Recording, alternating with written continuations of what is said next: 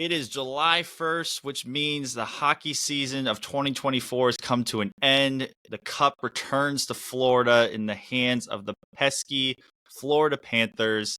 They get their first ever in franchise history. Free agency is fully underway. We are joined here today on the episode with Matt and my dad, Ed. Really happy to have you guys back on here again.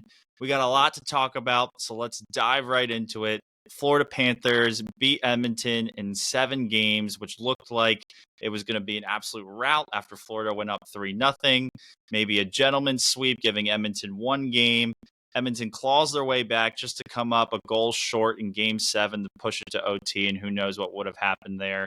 Turned out to be an entertaining Stanley Cup final, but Florida does get their championship after missing out on it last year to the Vegas Golden Knights. Matt, I'll start with you. You've been on the Florida bandwagon all year. You're repping their jersey here today. What are your kind of takeaways from the final and how it all played out?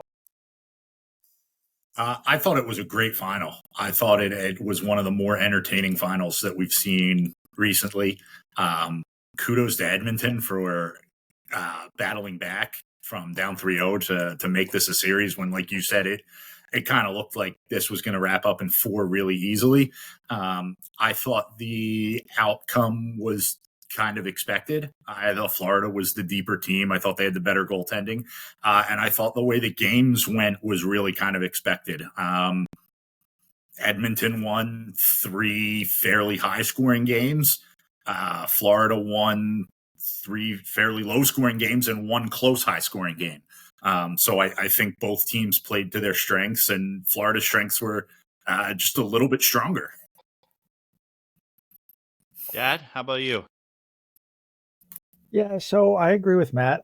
It was very entertaining.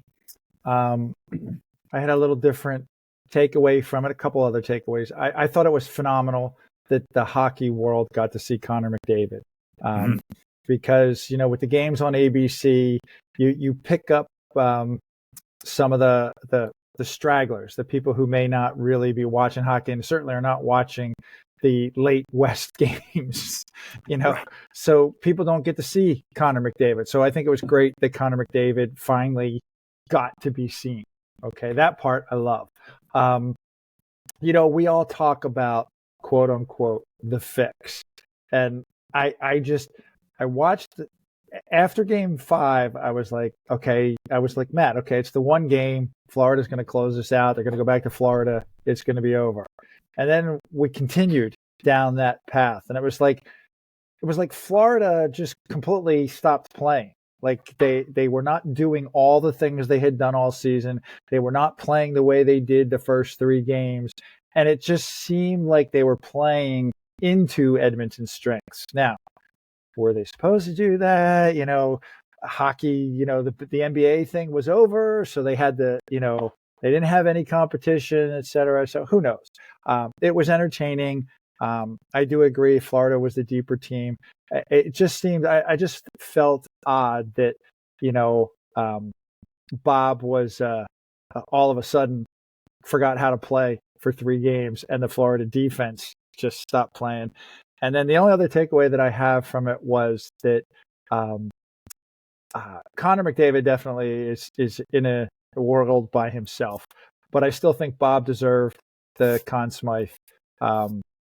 Florida is out in the first or second round if he's not playing the way he played. They're not even there. So I thought he deserved it, and I think McDavid not coming out to get the trophy, I think all but cemented the fact that it's gonna be a long, long while before the NHL ever gives the Conn Smythe to a loser team again, because they're not going to go through that embarrassment.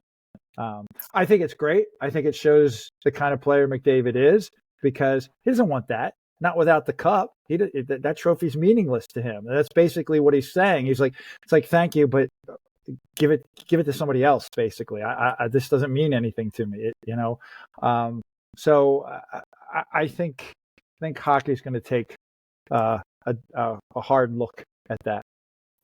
Yeah, I agree with that. I'll piggyback off that. I thought it was almost a slap in the face to McDavid at that point. And I know that's not what it's meant to be, but Right. I first of all, I thought him not coming out was the right call on his part. Yeah. I'm not going to come out in the middle of Florida celebrating a Stanley Cup championship at home to receive a consolation prize. I thought that was actually a classy move on his part. I do think it'll make the NHL rethink it, because I think to give it to a loser, McDavid was great in the playoffs, but you have to do something, I think, downright heroic to get the playoff MVP and not be on the Stanley Cup team. And it was great, but he wasn't, other than games 4 and 5, right? Which Right. we saw. I mean, to your comment earlier, game 6 is a head scratcher to me, because McDavid didn't score and they still put 6 up on Florida. So that was a head scratcher. But games 4 and 5 to me was the best player on the planet doing what he does. Right. But other than that, he wasn't heroic in the playoffs. Right. So I agree with you. I think it should have been Bob. I don't think his 3 bad games negate everything else he did to get Florida that cup. Yep. Yeah, it brings the question, right? I mean, you assume they give it to him because he broke Gretzky's record. And in the same way that Florida's not there without Bob, Edmonton's definitely not there without McDavid, best player in the world, finally gets his trip to the Stanley Cup final. And it, like you've said, it's probably going to be a long time until we see it go to a losing team after not coming out for it, which we all agree, right decision on his part. Mm-hmm. I think moving forward for Edmonton, right, a lot of question marks. What's going to happen with Draisaitl? What's going to happen with this team? Okay, they finally take that step that everybody's been waiting for to see McDavid in the final. Do you think McDavid still has some maturity to do with his game and with his work ethic and all-around play, the same way the likes of which Sidney Crosby, Evgeny Malkin, Wayne Gretzky, maybe not so much Gretzky because he was world-class in every way, but kind of these prolific scores, Alex Ovechkin, right, when he finally learned to play a little bit of defense, they mature their games and they realize it's not about putting up 6 goals a game in the playoffs, which is really hard to do. It's about playing the two-way hockey and being the team around him. Do you think McDavid has to change and evolve in his game in that way? Or do you think the Edmonton Oilers as a franchise need to do a better job of surrounding him with support pieces so he can still go out there and be Connor McDavid? So I'll go first because I actually got to watch Gretzky play. Okay. And some of the other snipers, Mike Bossy and those guys. Okay. I think the big answer, and I hate to do this, it depends. Okay. I'll pick on one of Matt's favorite players, if not his favorite player, Steve Yzerman. Okay. Most people don't realize when you look at the scoring leaders, there's all these Gretzkys and Lemieux, and there's one guy, and his name's Yzerman, who was in there with these guys. And he had to change his game and become a more of a two-way player. He had to set not all of his offense, but he had to sacrifice some of it to be a two-way player. Now, Gretzky was never going to play a lick of defense, ever. Okay? So Edmonton built the team around that. They had Grant Fuhr in net. They had defensemen who would just run you through the ice. Okay? And so, take a page from Florida and their style.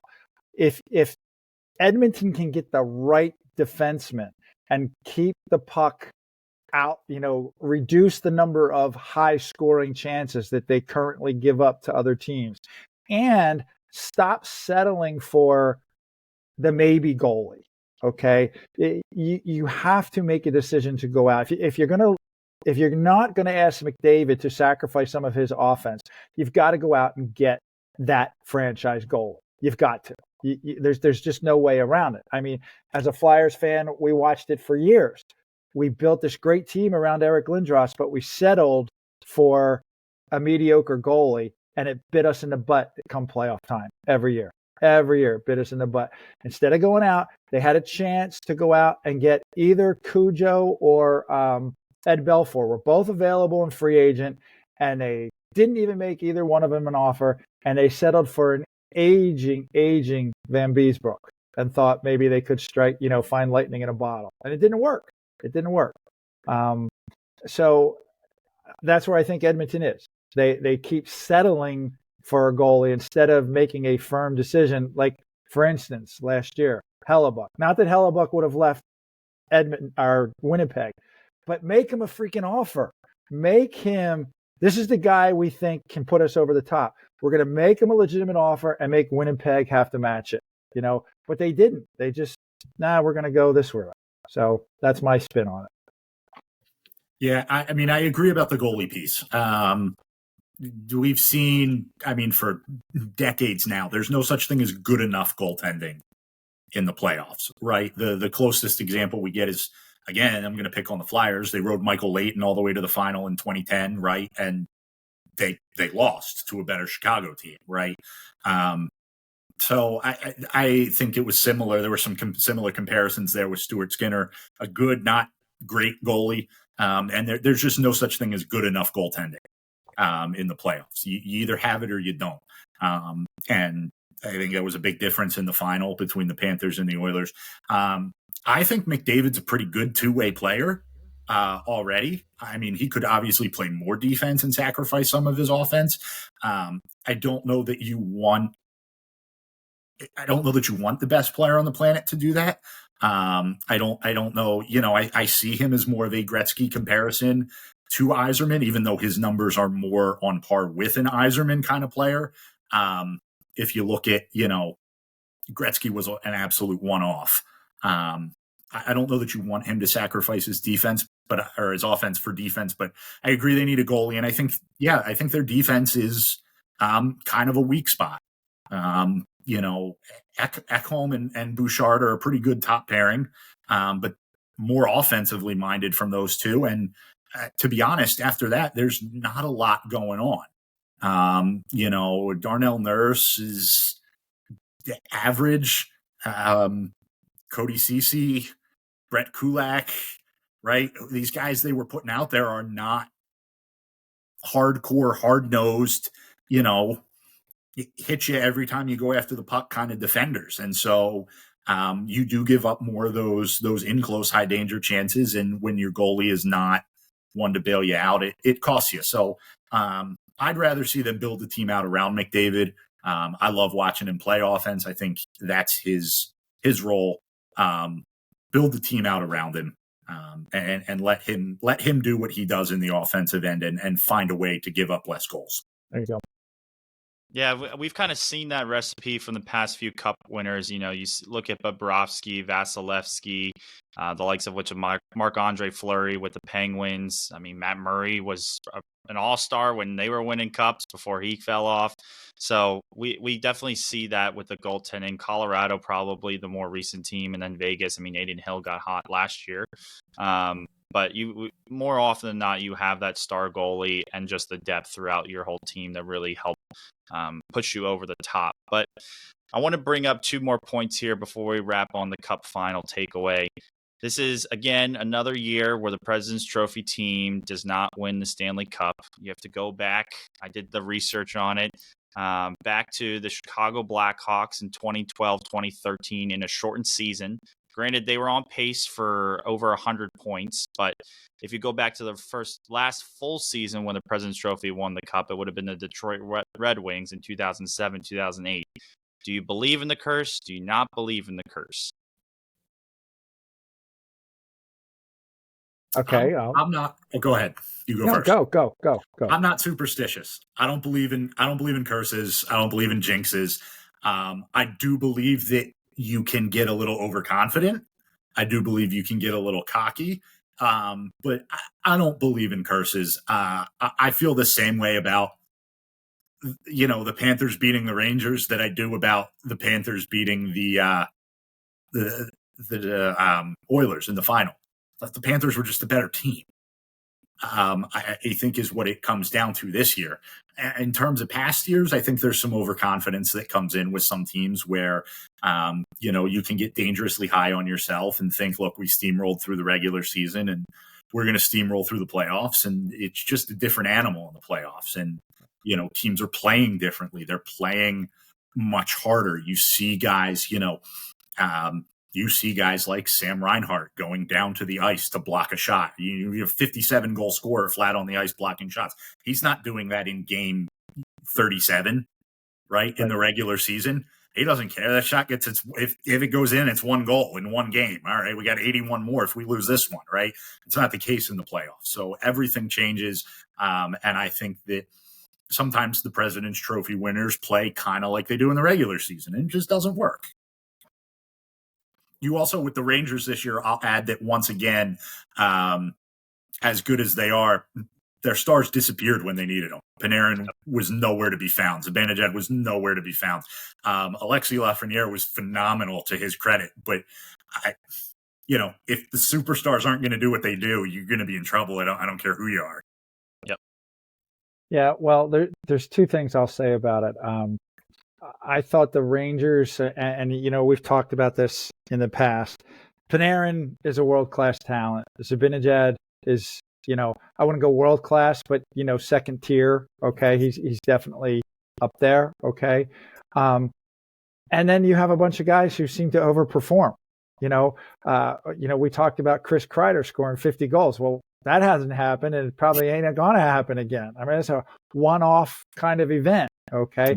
So, so take the Rangers out of the equation. I think there may be a little overconfidence. We can go back to Tampa Bay getting swept by Columbus a few years ago. Okay. I think the bigger thing that, if you want to call it a curse, is Matt alluded to it. You have an 82 game grind. Okay.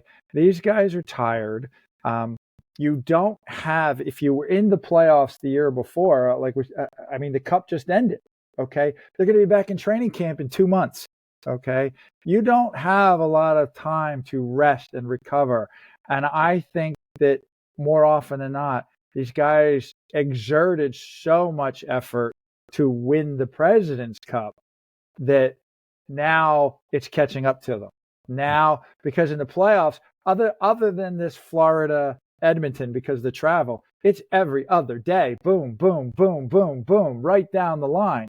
You play, you travel, you play, you travel. Throw in a couple of double overtimes or triple overtime games, and you're dragging.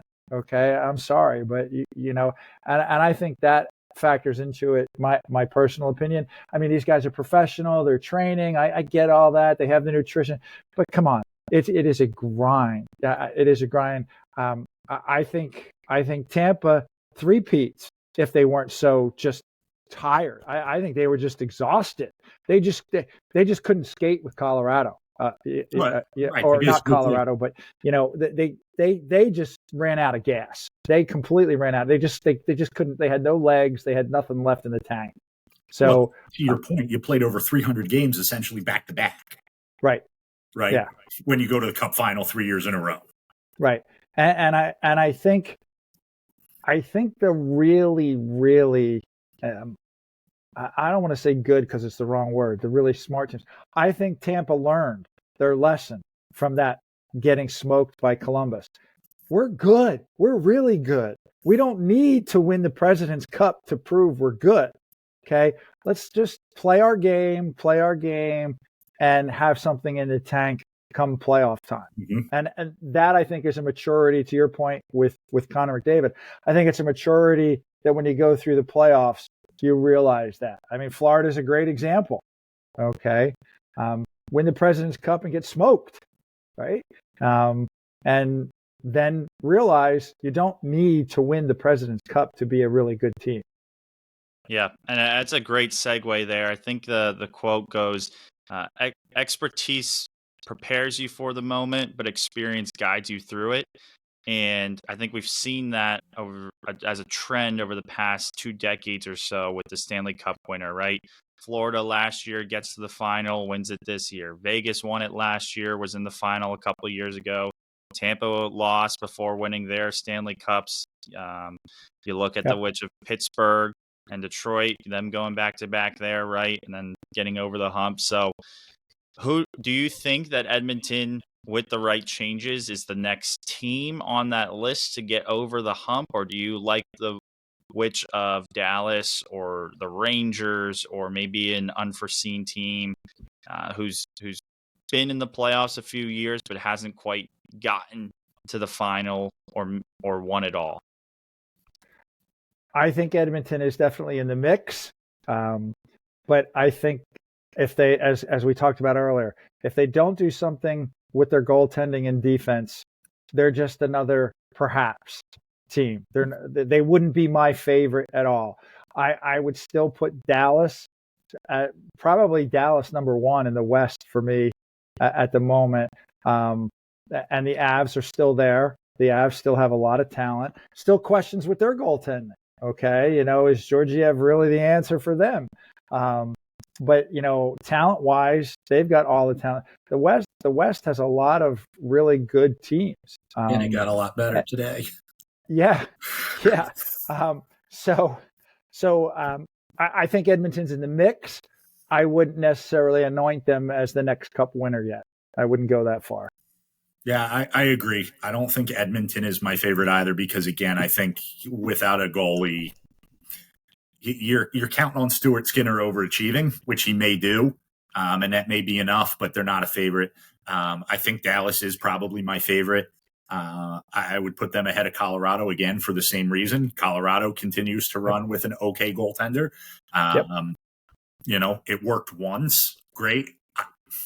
I don't know that you hit on that one again. Obviously, after today, depending on what Stamkos and Marchessault can continue playing the best hockey of their careers, and UC Saros can get a team that can make him a deep run. All of a sudden, Nashville has gone from a potential wild card to a team that could seriously challenge Dallas and Colorado for that division.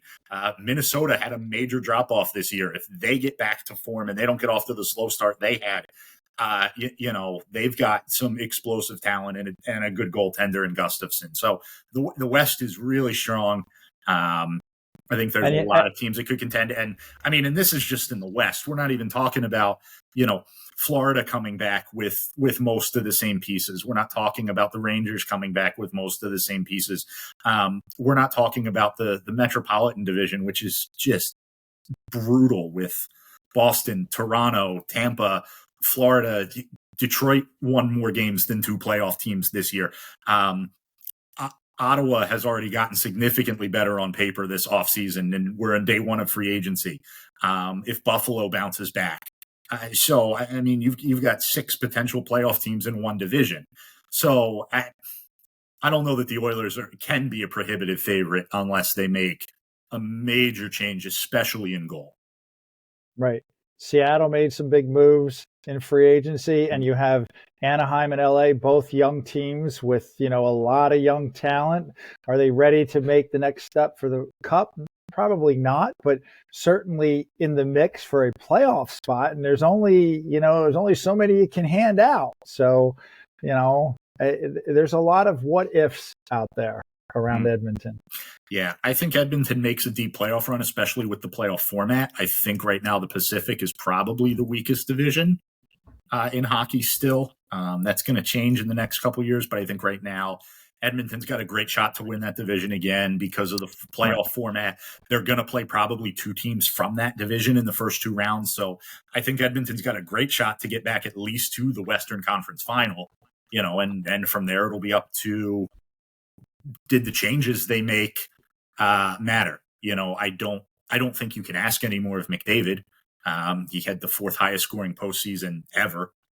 So I don't know that realistically you're going to get more from him, but yeah, those changes and what they do this offseason to support him and Draisaitl are going to make a difference. Yeah, great points all around there. And like we always say, all you got to do is just get into the dance and see what happens. Look back to all those LA Kings teams sneaking in the 8th seed, going on those runs and winning their cups back in their dynasty days. So all it takes is for you to get in. And to get in, you kind of got to grow some homegrown talent. You got to draft right. You got to scout right. The draft just happened. Not a lot of busyness during the draft, unlike free agency compared to past years. Kind of went as expected by and large. Philadelphia being really the only team to trade in the first round, and even then it was just a trade back a little bit. Any shockers, any takeaways there? It was at the Sphere. The pictures and everything looked really cool there. Utah getting their first pick, taking Iginla's son. We'll see what's next for that franchise. But any takeaways there from the draft from either of you? Well, what's next for Utah should be a proper name. We'll go there. That team. I was just going to say that too. Team better not win more than 15 games this year, because if I got to watch Utah Hockey Club in the playoffs, I'm going to lose my mind. We're not putting any effort into this at all. So real good start there. I thought this draft there was not as much excitement as the past couple years. Not as many really exciting prospects, which in some ways is disappointing in the draft. It's not as interesting, but this is, I think, one of those drafts where you find those diamonds in the rough, and 5-6 years from now, are we looking back at that second, third, fourth round guy going, oh, wow, like that guy came out of nowhere. What a find he was. So I think there's a lot of potential down the road, but I think the draft went pretty much how you would expect. There was no one to get really excited about to trade up for. I think in past years, Celebrini being the exception, and the Sharks aren't going to trade the chance to draft him for anything that any team's going to be willing to give up. So I think it went kind of how you expected it to. Yeah, I think there were a couple minor, and I mean really minor, like, let's take this guy instead of this guy kind of thing. We'll take a defenseman instead of a wing kind of. There were those kinds of things, but this was not a draft like last year, where we were all scratching our head. Like, I'm gonna pick on my dear Flyers, with Michkov, just. If you're going to take a Russian, why are you not taking Michkov, right? Okay, we were sitting there scratching our head going, what are these teams doing? We understood that the first three, we all knew they were going to go because those guys are going to step right in and play. You have the top three pick. You want a guy that's going to play, okay? But after that, you're not getting a guy that's going to come in and play. Right. So why not take the best player that's on the board? And last year there were a lot of people that said Bedard and Michkov were 1A and 1B. That if Michkov were able to play, there were some teams that said they would have taken him over Bedard. So I mean, we'll find out. Like you said, Nick. I mean, right now he's just a bag of magic beans, just sitting there until he plays in the NHL. Until we all talk about it, until they demonstrate the ability to play at that level. There's nothing there. But this draft, there was nobody like that. There was not that player that just kept falling. Like, what are these teams doing? Like, what are you guys stupid? Like, it was just okay. And, so there's nothing, there was nothing really exciting about the draft. There was nothing, everybody knew what was going to happen with San Jose. And then after that, it was just like, there was no great surprise. There was no like, wow, that was a reach. Yeah, there was nothing like that. So it was kind of mundane. Yeah, I thought so too. And I think that the NHL draft is such a toss-up. It's such a crapshoot because, you're drafting a number of players that's something like a third of the total of active players in the NHL at any given time. Right. So it's just an absurd number of players to draft. And some of these guys are going to make it. And some of these guys, you're never going to hear their names again. They're going to play in the AHL or the ECHL, or they're going to go to Europe and that's it. You're never going to hear from them again. So if you want to be shocked at something like Anaheim taking Bennett Seneke at 3, fine, be shocked. But I think if he was the top guy on their board, you take it. Right. And that's all there is to it when it comes to the NHL draft. I don't think there's a lot of. It's not like the NFL where positions are so specialized that you're filling holes at a position you need, or baseball, things like that. You take the best guy on your board. It wasn't that long ago that we were talking about Cole Yzerman as the 1B in this draft, and his draft stock has just fallen over the last year, and he went 20th. So it is what it is. Right. Yeah. Yeah, like you guys said, not much to really get excited about, so not much movement there.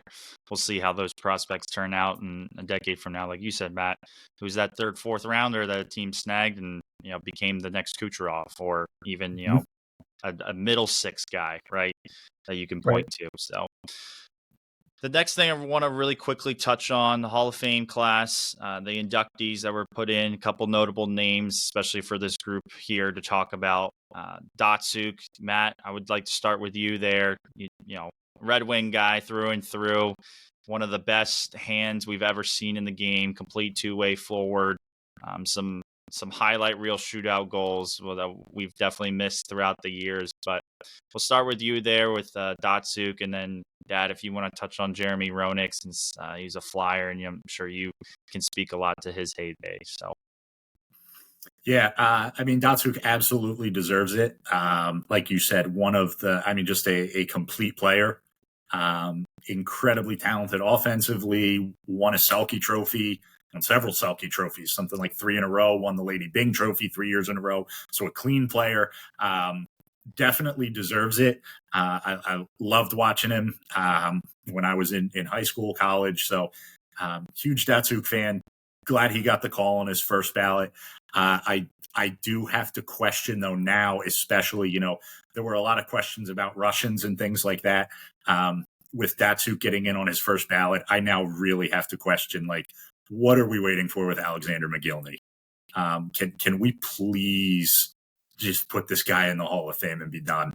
I don't understand why he keeps getting overlooked. I thought maybe it was the Russian thing. It's clearly not the Russian thing. So, what's going on with this guy? I mean, he should be – the Hall of Fame to me is supposed to tell the story of the sport. And he was the first player to defect from the Soviet Union and come over. So I think based on that alone, he gets consideration for at least some sort of mention in the Hall. And then you add the career he had, and it's just a crime that he gets passed over again. But really happy about Datsuk and the rest of the class. Everyone, there's no one in this class. There's not I'm going to pick on him, so hopefully he doesn't watch your podcast, Nick, but there's not a Guy Carbonneau in this class who's just like, oh, shoot, who's our fourth guy? But Mogilny should be in, but kudos to Datsuk and the rest of the class, all very deserving. Well, I'll just start by piggybacking off of what Matt just said. I think the only Hall of Fame class that really gets it is the baseball. Now, granted, there's some guys with baseball that, okay, do they really need to be in? Okay, that's another topic.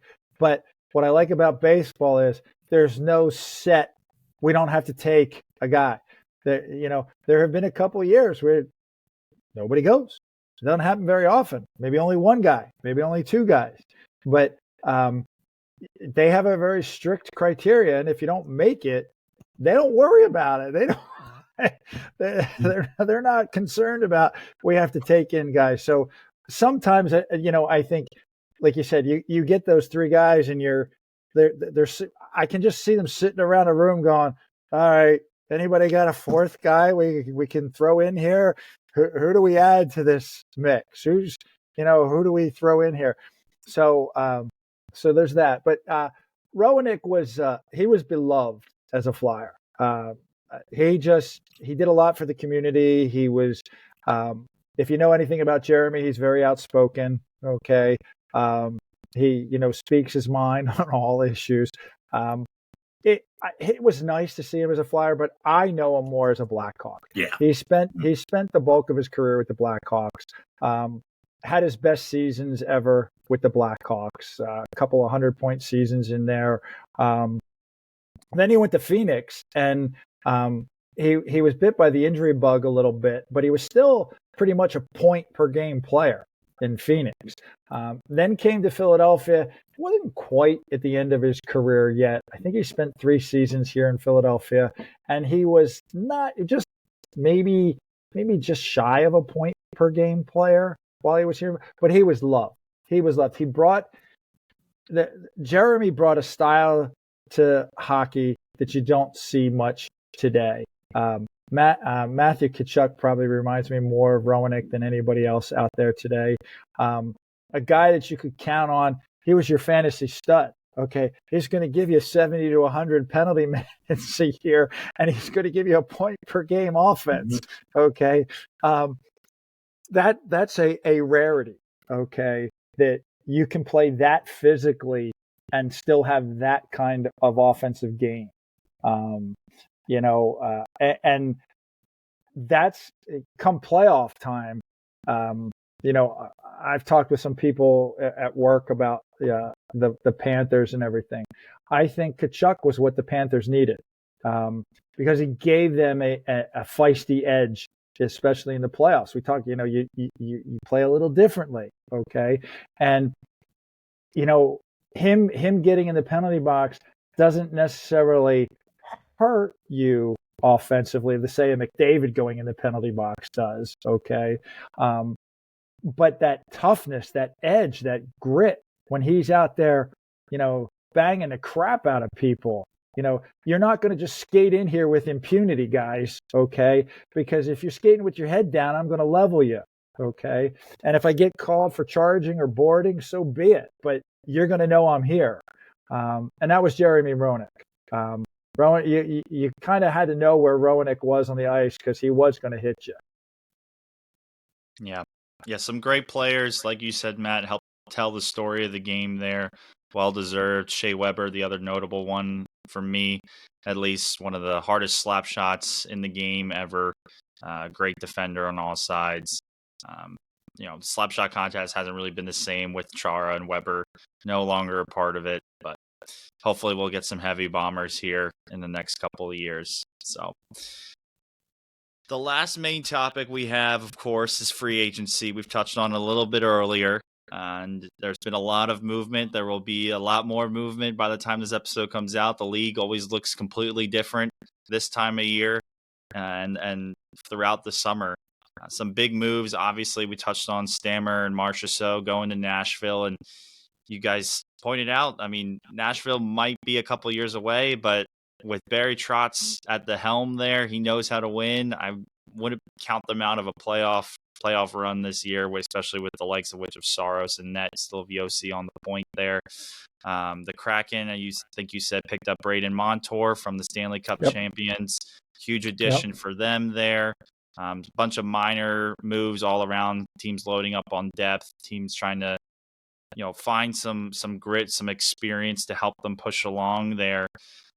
What are your favorite moves so far? What have been some surprises? What have your expectations, I guess, moving forward? As we know, the salary cap is expected to increase for the first time in a while. So there's some lucrative deals already, it seems like, for some players. And as it's always said, this time each year, it's like the GMs are like, I have $20 million of cap space. I have to spend $20 million on July 1st, or else I'm not doing my job. And then we get these horrible contracts. We're like, why was my team doing this, right? So anything you guys want to touch on with that to start? Matt, you want to take us away? So my favorite move as a Red Wings fan was the re-signing of Patrick Kane before he hit free agency. He's one of my all-time favorite players. I absolutely love Patrick Kane. He spent his entire career playing for rival teams, mostly Chicago, then a year with New York. We talked in our preseason predictions about where he would land. I thought he would go to another rival in Toronto. So was thrilled in the fall, the late fall, when he signed with Detroit. Scored at a 36-goal pace. If you had played 82 games, I'll take that from, I was, texting Dad last night. I'll take that from any middle six guy. Re-signing him was great. He brought the Red Wings some veteran leadership on and off the ice that I think they were in desperate need of. He freed up Lucas Raymond to do what he does. Lucas Raymond became the first 30-goal scorer for Detroit in Dylan Larkin's entire career, not named Dylan Larkin. So, a lot of that was with the Kane and DeBrincat addition. So re-signing Kane was huge. Other than that, objectively, it has to be Nashville after day one, right?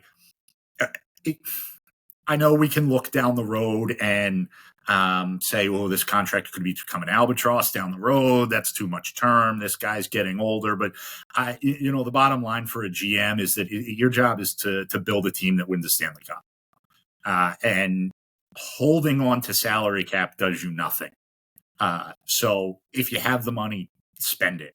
I kind of wanted Yzerman to spend a little big this year. I was kind of hoping maybe he would make a run at Stamkos and or Marchessault or Montour. But I think Nashville signing Stamkos, Marchessault, and Brady Shea on day one sends a very strong message to the rest of the league that they're serious. They've got some pieces in place already. They've got Saros is a phenomenal goalie, one of the few guys who can still play 60, 65 games a year if you want him to. Roman Josi, consistently one of the best defenders in the league. And Stamkos and Marchessault are still playing, elite level hockey. So I think if you have the money, you spend it. I think Nashville has made the right moves here on day one to say, hey, we're trying to win a cup. We're doing what we can to win a cup. And I think there are some teams out there, we've talked about Edmonton. We always talk about Toronto, who, Toronto's a little more cap strapped probably, but there's some teams out there that could learn a lesson. Like having extra salary cap is worthless. Right, those dollars don't do you any good. They don't get you extra draft picks. They don't get you a head start on free agency. So, if you have the money, spend it. Well, I'll second what Matt said. I was a little puzzled when Stamkos signed with Nashville. I have to admit, I would have thought, like you said, he's still playing at an elite level, but he is aging. What can you honestly expect going forward from him? And I would have thought that he would have gone to a legitimate cup contending team, that would have been where he landed. Now, did he talk with Barry before he signed? Did he know, Barry talked to him? You're just the first. Okay.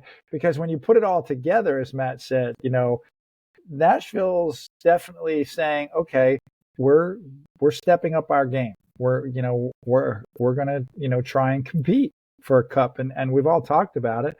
You just got to make the dance, right? And go from there. So, I think they've done great. I thought Seattle, with getting Montour and Stevenson away from Vegas, I think Seattle's showing that they're not just going away.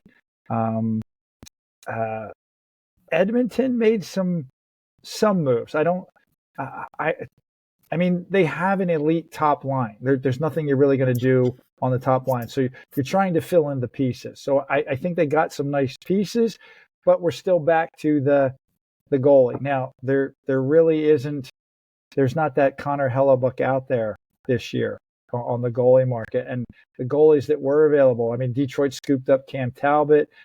Your Devils, Nick, I have to, I was kind of, wishy-washy on the Markstrom. But when you pair him with Jake Allen, Jake Allen for his career has always been great when he's not the guy, okay? When he can split time with somebody. And if Markstrom can return to form to a couple years ago, and you get 40 games out of Markstrom and 40 out of Allen, and the moves that the Devils have just made on defense, I don't count the Devils out, okay? Don't count them out at all. I think they've done some really nice things. I think the Blackhawks are building around Bedard, getting Teravainen and Bertuzzi. Again, they're not elite players, but you're building. You're trying to build that team around Bedard so that Bedard doesn't have to do everything all the time, because that's basically what Chicago was last year. It was like, shut down Bedard and not worry about anybody else. Okay. Now we're starting to try and get some pieces together there. So, again, not a cup contender by any stretch, but they're doing some nice things that I like. I think Bertuzzi is an interesting addition.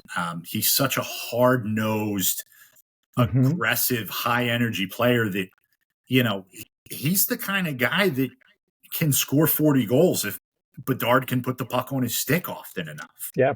That net front presence. So I thought the Bertuzzi signing was really good. I'm going to jump in on the Markstrom trade. I loved it. And I'm not high on Jacob Markstrom. I think Jacob Markstrom has had one great season. And other than that, he's lost as many games as he's won over the course of his career. I think if you take that one season away where he was a Vezina finalist, he actually has a losing record for his career, or very close to it. I know he did when the Flames signed him from Vancouver. He actually had a losing record. But like you said, the goalie market is not there this year. Right. So the Devils gave up their sixth, arguably seventh D-man, and a draft pick to get undisputedly the best goalie out there, and they did it before they had any real competition in free agency. They just ponied up and said, look, we need a goalie. We're not going to solve this through the draft. Our chances are slim, but our team's too damn good to lose because we've got a sieve in net. So let's just pony up what we have to get the best guy. Let's eliminate any competition for it. And, if it doesn't work out, what are people going to say? They should have gotten who? Right. There's not a lot you can. This isn't a deal that can come back and bite you in hindsight, right? What are you going to criticize? You should have written out with Vanacek, or I guess they traded him, but Allen. You should have gone back to Schmidt and Dawes too early again. There's no way this doesn't work out for the Devils. If it doesn't work, you go, we tried. Right.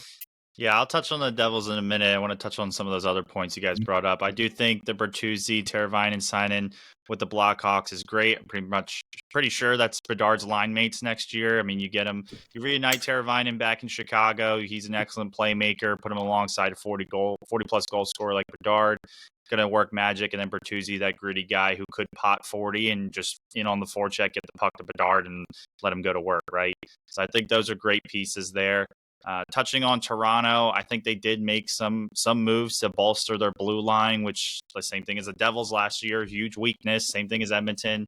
You bring in Chris Tanev, who is aging. Again, one of those contracts that you kind of scratch your head at. But, I mean, right-handed lockdown defender. They needed somebody along those lines, so they're at least trying, right? Ekman Larson just won a cup. I mean, he looked pretty solid as a middle four defenseman there, so you bring him in to try and help there in Toronto while you still have the Matthews window and see what happens there. But again, Toronto's like Edmonton. We all think they need to make more moves, but it's hard, right? When you're kind of cap strapped the way they are, and the trade market probably isn't as appealing for the likes of which to dish the contracts of Marner and Nurse and things like that to get the return back on something like that. But for the Devils, as a Devils fan, very happy they went out and traded for a goaltender. Would have preferred Linus Ullmark from Boston, as he's just been lights out there, but I'm assuming Boston probably didn't want to trade him to an Eastern Conference team there that's going to be in the playoffs and probably face them. I know they traded him to Ottawa, right? Kind of like on the cusp there, so probably better bet there that he doesn't come back to bite you, even though that's your own division. So we'll see. But Markstrom, great pickup. They needed help in goaltending. It's been their weakness the past 2 years. Jake Allen is serviceable, although I did see him play live in Dallas this past year. Gave up 2 goals on 3 shots to start the game, but did shut the door the rest of the way. The Devils did win, so he is capable, but he was a little shaky. But again, he's not going to be the guy next year. And I really love how active Fitzgerald has been at the helm with free agency. Picking up Brett Pesce, that was the one defenseman. It was the one piece that I really wanted as a Devils fan. A shutdown, right-handed defenseman to lock things down. Then they pick up Brendan Dillon, who could just pair alongside him. There you go. There's your shutdown defensive pairing who are going to hit, block shots, defend like crazy against whoever's top pair. You let Dougie Hamilton keep Siegenthaler to let Dougie do his thing, and that pushes Luke Hughes back down the third line and let him be an offensive guy, let him develop his game a little bit more. He's an excellent skater. Takes defensemen in the NHL a little bit longer to get used to that game, learn how to defend properly, right? So I really like the moves they made. I also like their draft pick. They gave up Kevin Ball, Like you said, 6th, 7th guy, but big, tough, gritty guy, kind of like the guy you would want on a playoff team. But they basically draft his replacement at 6'7", the guy from Russia. So happy with that all the way around. Little question by the Alexander Holtz trade. We texted a little bit about it. Hate that he went to Vegas because I just see him being a 40 goal scorer in Vegas with the talent and that he has and that Vegas can unlock with him. But he did need a change of scenery. There wasn't really room for him in the top 6, which is a shame because he is a very capable young goal scorer, but he did need a change of scenery. Felt like we could have gotten a little bit more of a return back there, but as a Devils fan, I'm really happy with the moves that were made. It's just about staying healthy and just getting competent goaltending for the regular season. And this team's back in the playoffs, and they can make some noise with their offense in their top 6. So anything else you guys want to see out of Detroit, out of Philly there, Matt and Dad?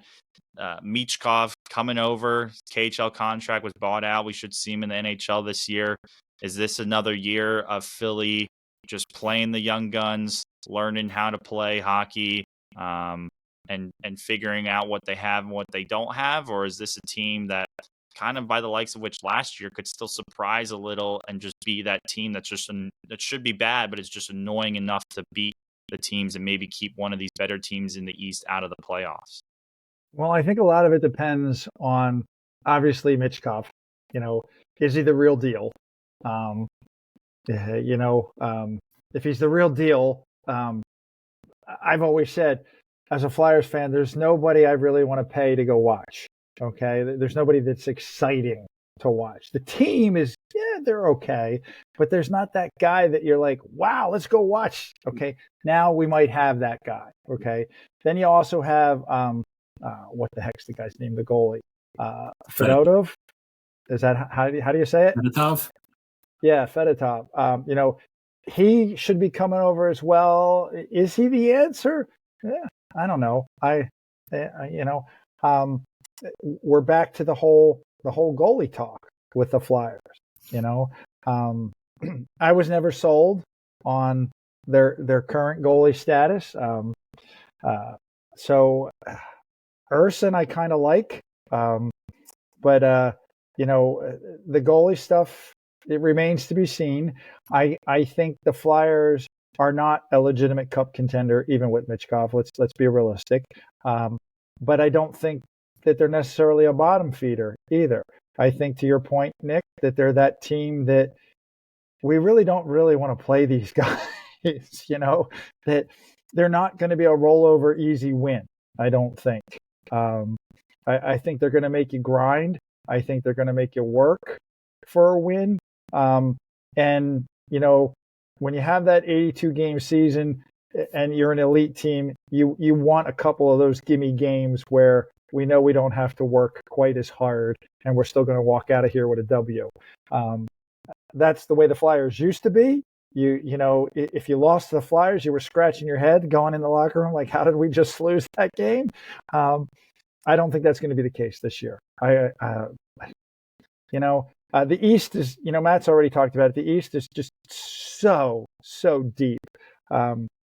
Totally shocked if they even are sniffing the playoffs again this year, like they did for a lot of this year, this past year. The East is just too deep.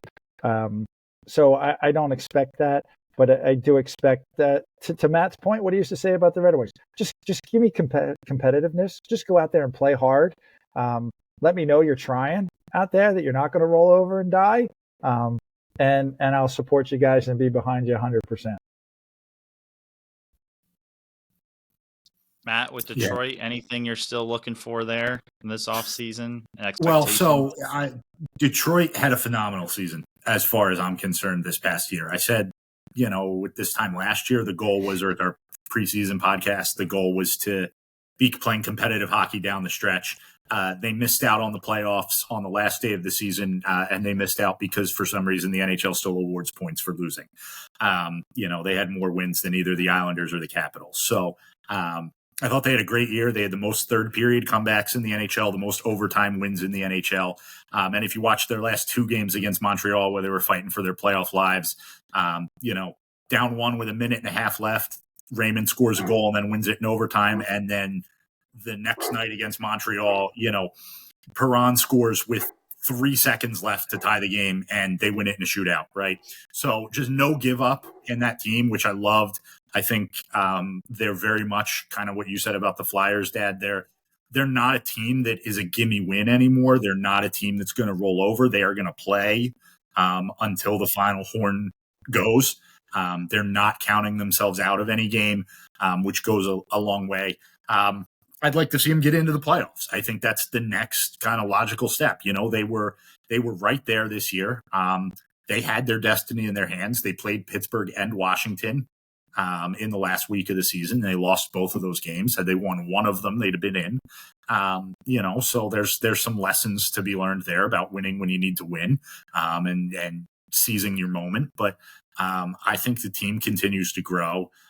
They have some young players coming up. Marco Kasper should join the team at some point this season. Edvinsson, I expect to be a staple on defense. So, I think that you just continue to move forward. I don't think they're going to take a huge leap. I don't think that they are cup contenders. They're still missing that, depending on Talbot, I guess, but I think they're still missing that goaltending piece, that really solid goaltender that you just know you can count on night in and night out. But I think they're a good team. They took a major leap forward this year, and hopefully this coming season, that means we can take another little step forward and maybe jump a team for a wild card spot. Maybe we get in and if not go on a run, maybe they don't win. I don't think Detroit would have beaten New York in the first round this year, which is who they would have played. But I think that they would have given them a heck of a series. And I think that even if you don't spoil it for a team in the playoffs, just to have to play them in the first round, I think would make your second round that much harder. Yeah. Some good takes there, and we'll see how the rest of this offseason plays out. Like we said, it's just a start of free agency.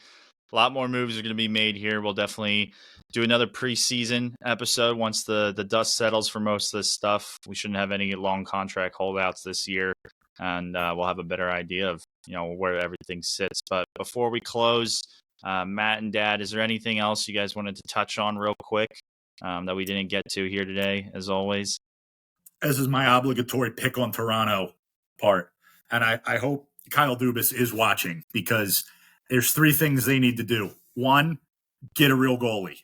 All right. Stop playing around. It didn't work for Edmonton. It barely worked for Colorado. Get a goalie. 2, get a real coach. All right. Not somebody the players like, not somebody who is soft. I don't know what Sheldon Keefe did for Toronto, but that was basically wasted years. Hopefully the next guy's better. Get a real coach. 3rd thing you've got to do, bench Austin Matthews for the first 3 weeks of the season. Your team's good enough to make the playoffs without him. It's going to take him right out of the scoring race for the regular season, and it's going to send a very clear message that if you don't want to score in the playoffs, you're going to sit and watch us play hockey. We're not messing around. So do those 3 things. I don't want to see Austin Matthews until the first week in November. And I don't want to hear about you added aging defensemen. We've been there before. Jake McCabe is the one that comes to mind. John Klingberg. How did that one work out? Giordano. I'm going hard. Yes. I'm going real hard at Toronto. There's 3 things you need to do. Do it. Because this is just ridiculous at this point. This team continues to just implode and disappoint year after year. I mean, you lost to a Boston team that was playing a 3rd and 4th line center at 1 and 2. And I know Swayman's fantastic, but Pavel Zacha is not Austin Matthews. All right. There's no comparison there. So figure it out, get it together, get tough on your players, hold them accountable, and either win some games or just blow it up so someone else can make the playoffs. Yeah, I will just quickly add that, especially in hockey in the playoffs, a hot goalie can just, prior to this year, the losing team that got a Conn Smythe, they were all goalies. Mhm. So the goalie can make a huge difference. Now, having said that, Toronto has been an underperforming playoff team, especially their top guys, year after year after year. And we talked about it last year that when they beat Tampa, none of us were sold on it because they were, 3 overtime games that if they go the other way, Toronto's out 4-1. They're back home with a first round defeat. Okay, so not sold. We were never sold on Toronto, and their top guns just disappoint year after year after year in the playoffs. Now Nylander, to his credit, did show up this year, but he's the only one. Okay, and Edmonton, McDavid. Okay, you can't do it by yourself. Not in the playoffs. Even Gretzky had world-class talent around him to support him. Okay, especially come playoff time. So that's where I'll go with that.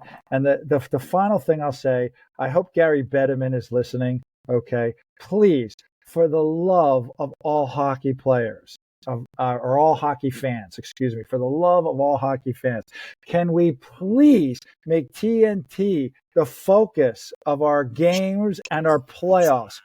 The TNT, tell your ESPN guys to watch TNT, because the play-by-play guys, the color guys, and especially the studio guys are phenomenal compared to what we get from ESPN.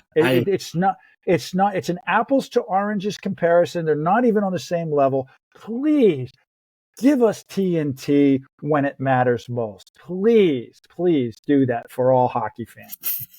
100%. I think that is well echoed throughout the hockey fandom community. We'll hope that this message finds Toronto's ears and Bettman's ears as well.